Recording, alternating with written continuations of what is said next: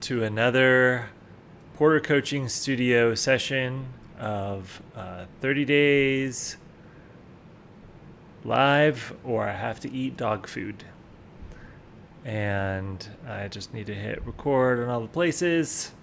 So my name is Chris Porter if you're new here, and I'm going live for 30 days where I have to eat this dog food.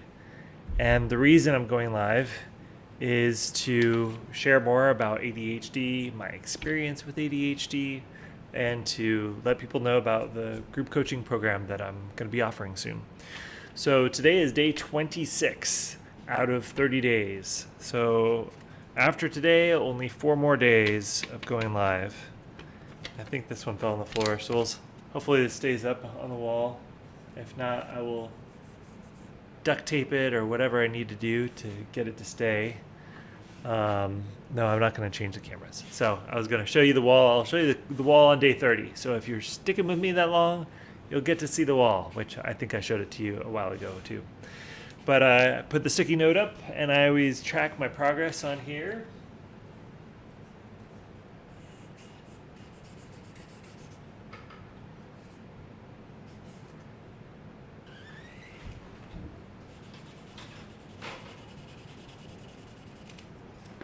One, two, three, four, five, six. So I messed up on my counting. So I need to do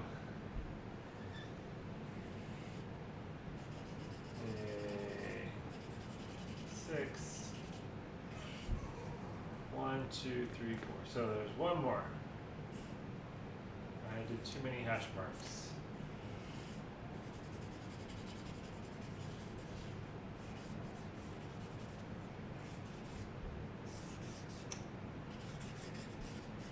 All right.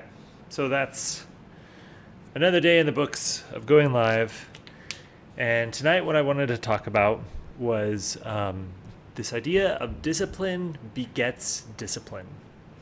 I don't remember where I heard that, but I've seen it true in my life where when I wake up and I journal in the morning, or when I do something instead of just scrolling, or instead of doing some quick wins, where I do something that's challenging. So this is a journal that I've used, sometimes even just write out ideas in it.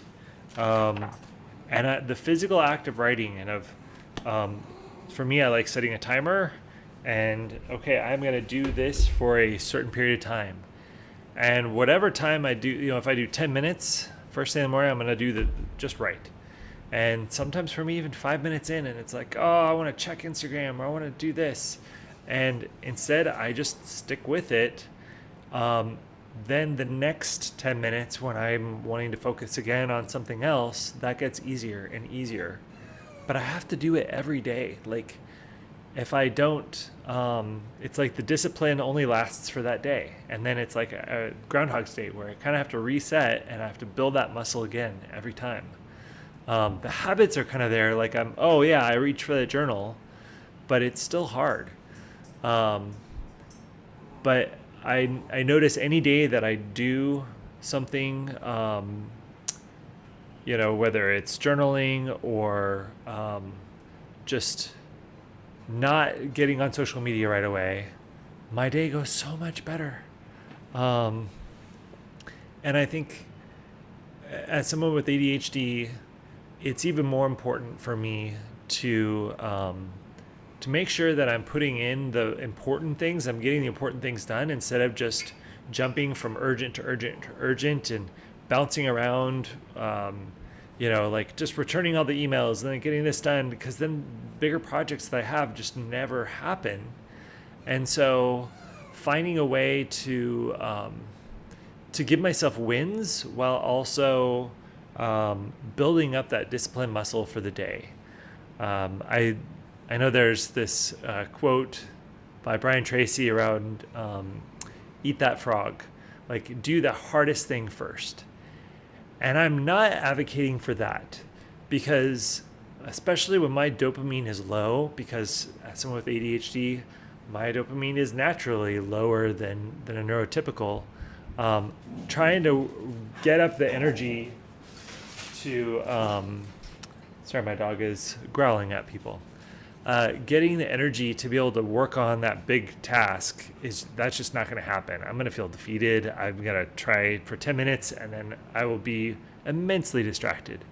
So definitely building up some small wins, but also like sticking to that commitment. Like I'm going to commit to the very least 5 minutes. I'm going to do this thing for 5 minutes and not anything else.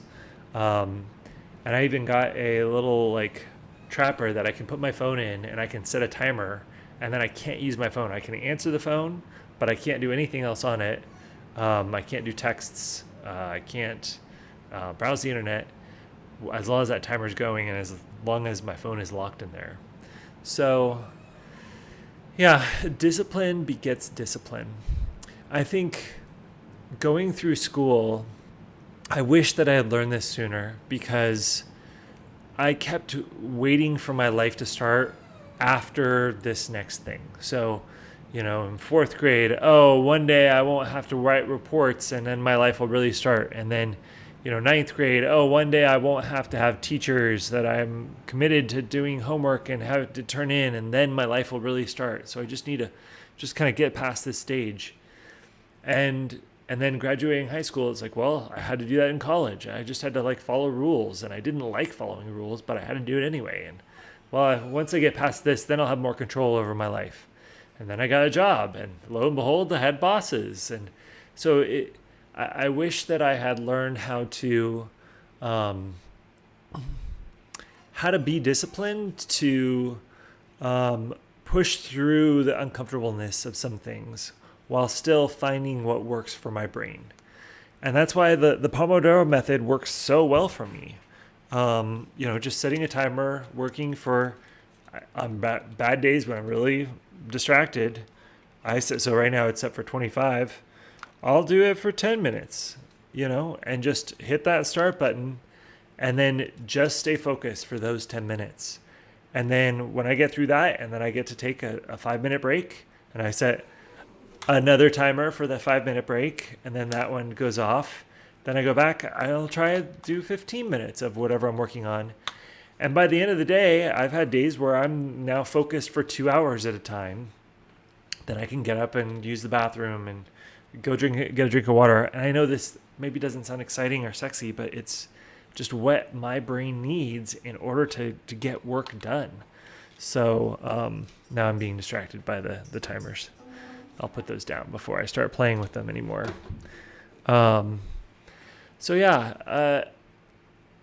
Finding habits of focus and flow it's not been easy.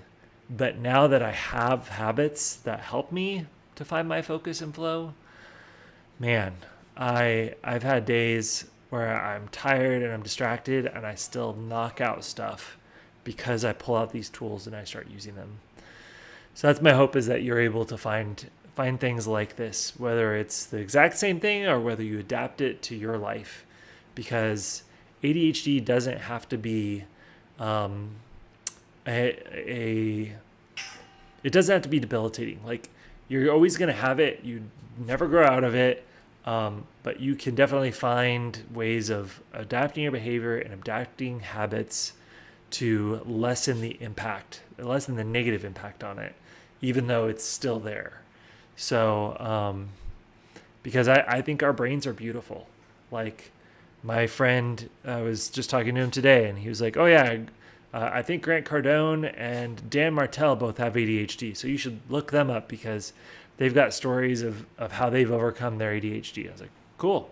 Well, I haven't done that yet because I had other things I needed to work on.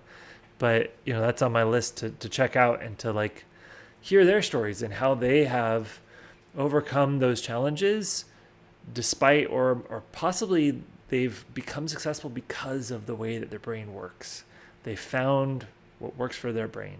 So I think that's everything I had to share as I'm going through the stage of having a newborn. And so yeah, I am not getting tons of sleep these days, but can't wait to. I'm glad for this stage. I'm excited for the next stages where maybe we get a little bit more sleep and I can maybe write up some more notes on things that I want to say and share with you, and it will be more coherent. So thanks for joining me. If I don't see you tomorrow, then this will be on my dinner plate, but I don't want it to be, so I will likely and very hopefully see you tomorrow for 4 more days, and then I'll be taking a little bit of a break, and then I'll launch my group coaching course. So have a good night. I'll see you around. And that one, goodbye Instagram and YouTube.